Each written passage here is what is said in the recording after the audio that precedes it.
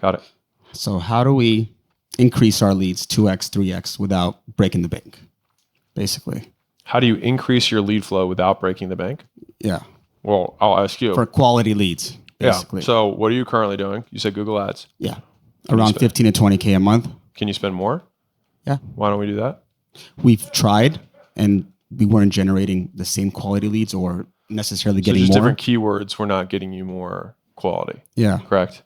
This is probably a scale thing though. Like this is a media buying question. Because I can promise you that at $20,000 a month, you haven't saturated the market for cool custom gaming stuff. Like you could probably get to like 2 million a month before you even get close to that.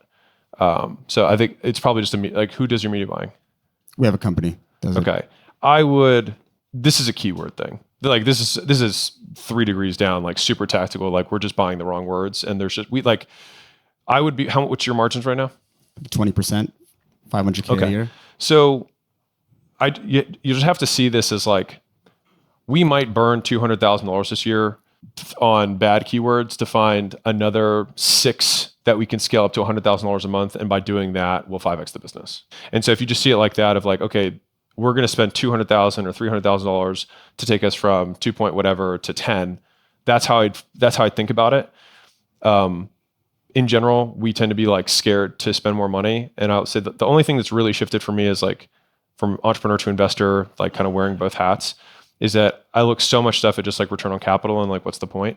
Like if I think we can get to 10, I would rather just get to 10 faster. And I see, because I don't live off of that $500,000 a year, I just see all of that as my fodder for putting back into the thing so that I can get to the next level, which side quest for everyone.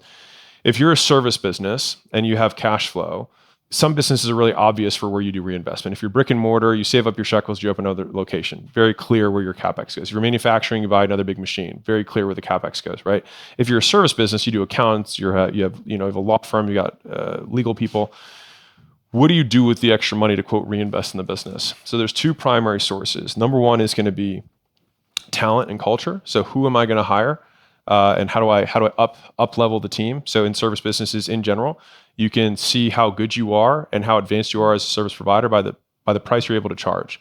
And so over time, your price should always go up, because fundamentally you should have a virtuous cycle of, we do good work, that generates more demand. More demand means more than we have supply, which means we can raise the price. With the extra cash, we can then acquire better talent, which means we do a better job, which increases our reputation, which increases our price, which allows us to charge more so that we can get better talent. And so the talent should always be going up, and so should the price. And so if you're in a marketplace where you're like, man, we can't charge more than other people, it's because you aren't better than other people. So we have to beat them in order to, we have to do better.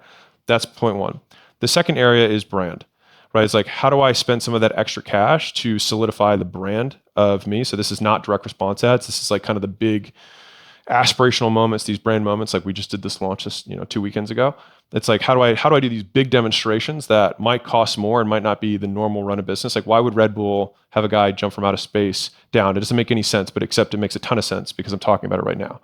Right? And so you're probably more likely to drink a Red Bull at the break. Real talk. And so anyways, it's like, how does this ladder back to selling more pool tables? For you though, you're not in a service-based business per se, but I thought it was a good offshoot for other people. See all of the profit that you have, whatever you don't need to live on, as your experimentation budget. And that budget is really like, do not see it as I lost money. Like you can't think with that perspective. You will just lose. You have to think of that this is like, I'm going to rigorously test keywords until I find more keywords that win. And these are just investments in finding money printing machines, because keywords, especially once you really find them, they kind of just print for you, which you guys are experiencing right now, right? You guys spend $250,000 a year and you make 2.2, right? You're getting 10 to 1 on it. Now, obviously you have cost of goods for sure, but like profitable, right? And I'm sure when you found your first keyword and it started working, you were like, holy shit. It's like, great, we just need to find like another 100. And they're